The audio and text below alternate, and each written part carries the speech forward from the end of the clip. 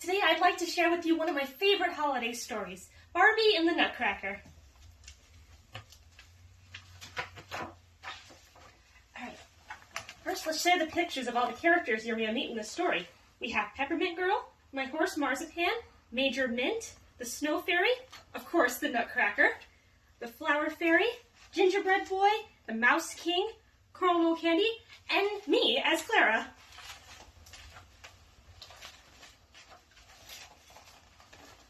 One Christmas Eve, a long time ago, a girl named Clara received a special present from her favorite aunt, a fine wooden nutcracker. "Thank you, Auntie," Clara cried. "He's wonderful." But just a short time later, Clara's jealous little brother Tommy yanked the nutcracker's arm, causing it to snap.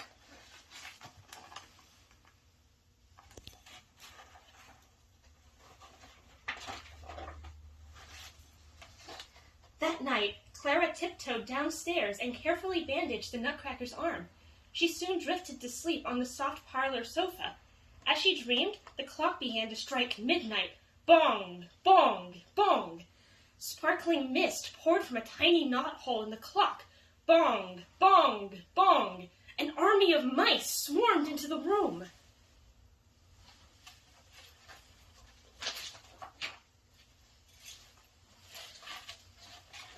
Bong! Bong! Bong! The nutcracker's eyes snapped open. He jumped up and raised his sword. Bong! Bong! Bong! Midnight! Clara's eyes fluttered open. She gasped at what she saw. There, beneath her Christmas tree, raged a battle between the nutcracker and the mice.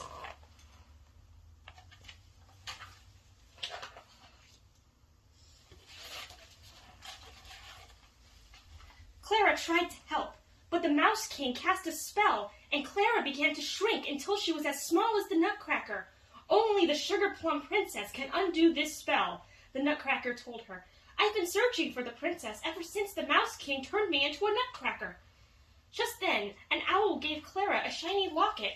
"When you find the Sugar Plum Princess," he explained, "open the locket and you will return home to your normal size."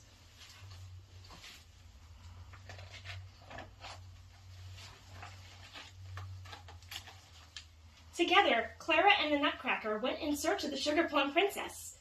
Through the knothole in the clock, and then down a sparkling tunnel that led to a magical land. Snowflakes glittered, but it wasn't even cold. Suddenly, they were surrounded by tiny dancing creatures. "Snow fairies," the Nutcracker said.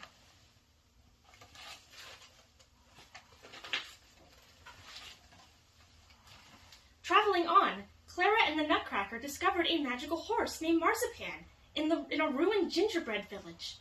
Riding in Marzipan's sleigh amid the broken cottages, Clara spotted a tiny doll on the ground. "Is this doll yours?" Clara asked a girl dressed in a peppermint stripes.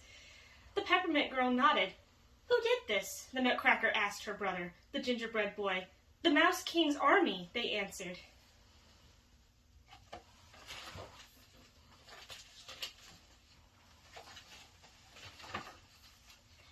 "And here they come!" yelled the children. Marzipan raced away for safety, leaving Clara and her friends to run from the evil mice. Suddenly, a ladder unfurled from a tree above. Racing up the ladder, they met their rescuers, Major Mint and Colonel Candy. "Let us help you find the Sugar Plum Princess," said Major Mint.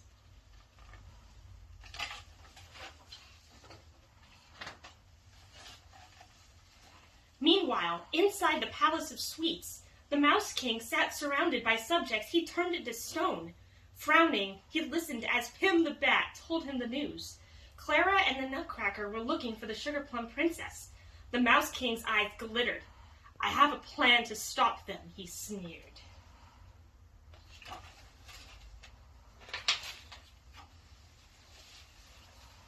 Back in the forest, Clara and the Nutcracker searched for food and water for their journey. When the Nutcracker uncovered an old well, dozens of flower fairies escaped. The fairies, who'd been trapped by the evil mice, danced to thank the Nutcracker for setting them free. Filled with delight, Clara joined the fairies' fun.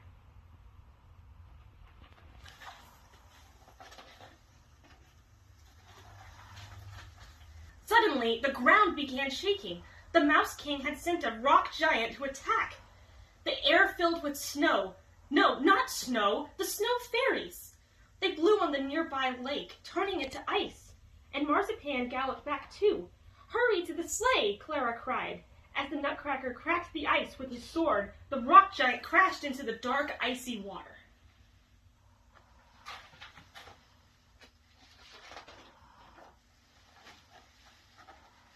The group traveled on to a thick, dark fog. Soon, through the mist, they spotted an island of silver and gold, and a palace that glistened like pearls. "The Sugar Plum Palace!" Major Mitt cried, and he led them into the castle. But suddenly the castle melted away. Clara saw that it was a trick. Her friends were trapped in a huge cage. She watched in horror as great bats unfolded their wings and carried her friends away.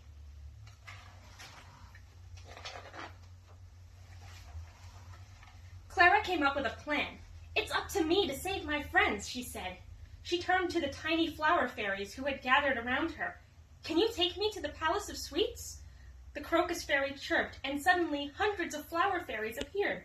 They braided vines into a swing and tucked in a cushion of soft green moss. "Hold on tightly," they told Clara. Then they whisked her off into the sky.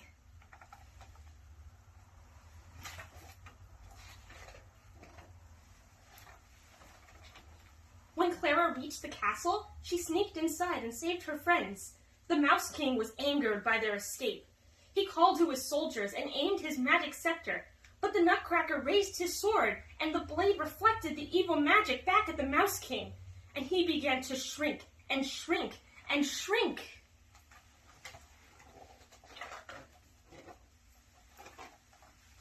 As Clara gently kissed the Nutcracker, a golden mist swirled around them, and the Nutcracker turned into Prince Eric. Clara's simple nightgown transformed into a satin gown, and a golden crown appeared upon her head. All around them, the stone statues turned back into people and fairies.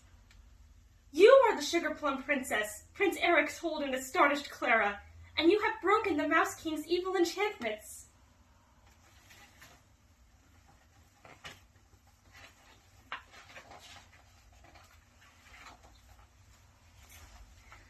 The fairies transformed the palace with magic.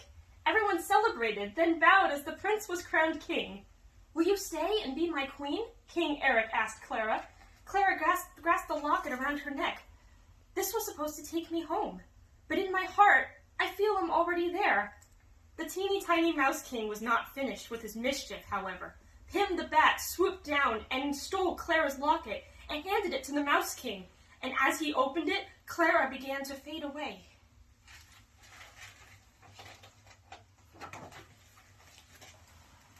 When Clara awoke, it was Christmas morning. She was back home in the parlor without her locket, and the Nutcracker had disappeared. She was so sad she didn't even care that she had to wait for her favorite aunt to arrive before they could open presents. Later that evening, her aunt finally arrived, but with a friend. "I'd like you to meet Eric," she said with a smile. Clara gasped.